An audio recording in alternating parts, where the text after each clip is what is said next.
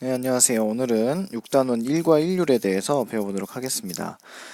과학에서의 일이란에 대해서 배워보겠습니다. 첫 번째, 과학에서의 일이란 과학에서 사용하는 일의 의미를 알 수 있다. 우리가 일상생활에서 사용하는 일의 의미와 과학에서 말하는 일의 의미는 좀 다릅니다. 그래서 과학에서 말하는 일의 의미를 정확하게 알 수 있어야 됩니다. 두 번째, 일을 하지 않는 예를 알 수 있다. 그러면 과학에서 말하는 일의 정의를 가지고 어떤 때 일을 하고 어떤 때 일을 하지 않는지를 말할 수 있어야 됩니다. 세 번째, 한 일의 양을 식으로 나타낸다. 즉, 계산할 수가 있어야 됩니다. 자, 과학에서의 일은 이렇게 정의가 됩니다. 물체에 힘이 작용하여, 즉 힘이 있어야 되고요. 물체가 힘의 방향으로 움직일 때 과학에서는 일을 한다라고 말한다. 그래서 힘과 움직이는 거리가 있어야 되고 또 그 움직이는 거리가 힘이 작용한 방향이어야 된다. 이 세 가지가 필요합니다. 그런데 이제 우리가 일상생활에서 일이라고 말할 때는 뭐 앉아서 고민을 하는 것도 일이고 어떤 물건을 가만히 들고 서 있는 경우도 모두 일을 했다라고 얘기를 하죠. 그것과 비교해서 과학에서 말하는 일은 정확하게 이러한 조건을 갖추었을 때만 일이라고 할 수가 있습니다. 그래서 뒤에 가서 어떤 것은 일이 되고 어떤 것은 일이 되지 않는지 구체적으로 한번 알아보도록 하겠습니다. 자, 그래서 지금 가나다 세 가지 상황에서 각각의 한번 일을 구해 보겠습니다. 지금 일을 어떻게 구하냐면 힘이 필요하고 움직이는 거리가 필요하고 힘의 방향이 필요하다고 그랬죠. 그래서 일이라는 것은 일을 부호로는 W로 나타냅니다. 일은 F는 우리가 1학년 때 배웠던 것처럼 힘이죠. 힘 곱하기 S는 이동 거리입니다. 자, 그래서 일은 가해준 힘과 이동한 거리의 곱으로 나타난다 라는 겁니다. 그러면 지금 한번 구해보면은 가에서는 F의 힘으로 S만큼 이동했기 때문에 FS가 되겠고요. 자, 나는 EF의 힘으로 S만큼 했기 때문에 EFS가 되겠고 다는 F 곱하기 EFS가 되겠습니다. 그런데 일반적으로 우리가 생각했을 때 지금 여기 결론적으로 보면은 나하고 다가 같은 양의 일을 했죠? 그런데 우리가 생각했을 때 이제 가하고 나의 경우를 보면 똑같이 S만큼 이동했기 때문에 우리가 일반적으로 말하는 일의 의미로 보면 가하고 나가 같은 양의 일을 했다라고 생각하기가 쉽지만 과학에서 말하는 일은 힘하고 거리를 곱한 값으로 나타내기 때문에 가와 나는 다른 일을 하게 됐다라고 얘기를 하는 겁니다.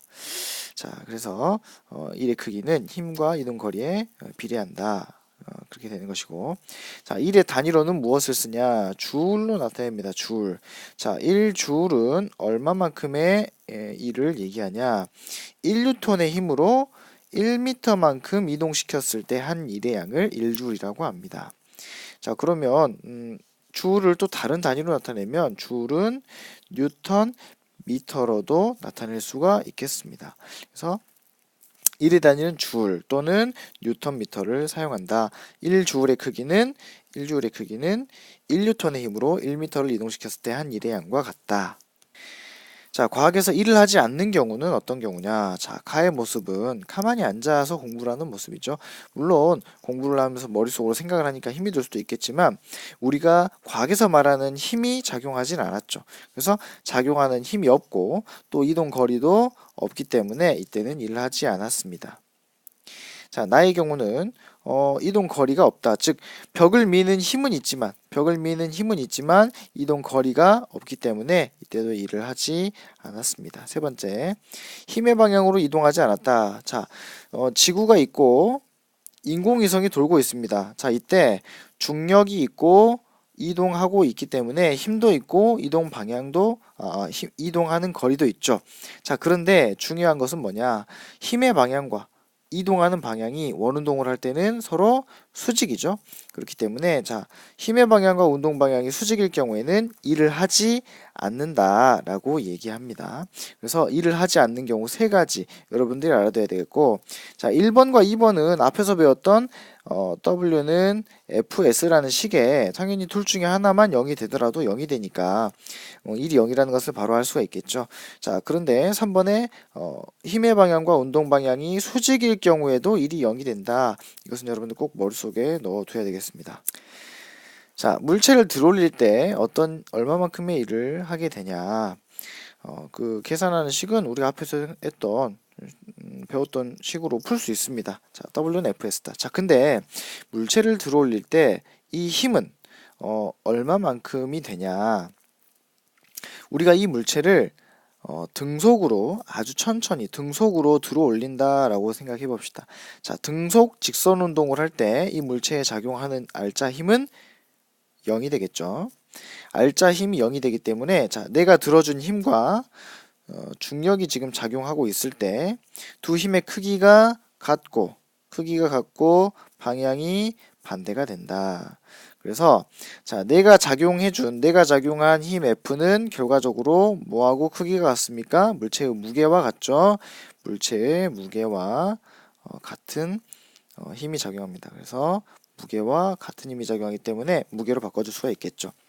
자, 이동한 거리 높이 S는 들어올린 높이에 해당하겠죠? 그래서 높이로 바꿔줄 수가 있습니다. 그래서 아래쪽에 지금 물체를 들어올릴 때 한 일은 무게 곱하기 들어올린 높이다. 자, 식이 뭐 다른 표현으로 되어 있긴 하지만 사실은 똑같은 W는 F 곱하기 S에서 나왔기 때문에 여러분들 뭐 헷갈리지 않기를 바랍니다. 자, 그 다음에 우리 그 1학년 때 이미 배웠지만 여러분 또 헷갈릴 수 있기 때문에 자, 보통 물체의 질량이 주어져 1kg 질량이 주어졌을 때 이것의 무게를 어떻게 구하냐. 자, 이것의 무게는 질량에다가 곱하기 9.8을 하면은 무게가 나옵니다. 그러면 그리고 무게의 단위는 우리가 뭘 썼냐면 뉴턴을 썼었죠. 뉴턴. 그래서 1kg에 작용하는 중력의 크기 무게는 9.8을 곱한 다음에 뉴턴으로 단위를 써주면 9.8 뉴턴이 된다. 자, 이렇게 계산할 줄 알아야 되겠습니다. 자, 물체를 밀 때 한 일을 구해봐라. 자, 이번에도 마찬가지로 앞에서 배웠던 W는 Fs. 자, 이때 내가 가해준 힘의 크기는 어떻게 되냐. 여기서도 마찬가지로 내가 이 물체를 등속 직선 운동 시킨다 라고 생각을 해봅시다. 등속 직선 운동 시킨다. 그러면 내가 작용한 힘 F와 어떤 힘이 같은 경우죠. 어떤 경우냐면 마찰력.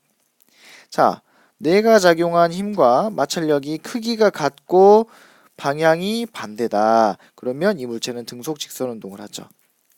그 경우에 내가 준 이 힘은 마찰력과 크기가 같죠. 그래서 마찰력으로 바꿔줄 수가 있겠습니다. 그 다음에 S는 이동 거리가 되겠죠. 이동 거리.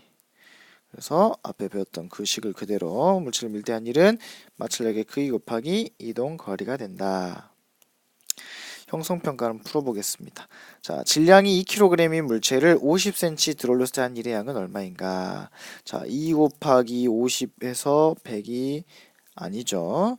자, 앞에서 들어올릴 때 한 일의 양은 무게 곱하기 그렇죠. 무게 곱하기 높이로 했는데 자, 무게는 어떻게 되냐?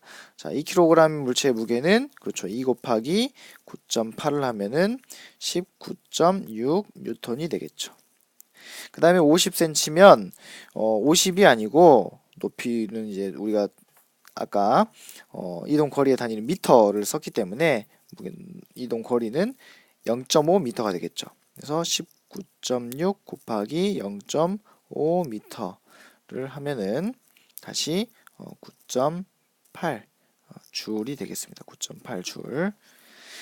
그다음에 사람이 무게 20N인 물체를 50cm 들어올렸을 때 한 일의 양은 몇 줄일까? 자, 이번에는 무게가 20N으로 주어졌기 때문에 그대로 곱해주면 됩니다.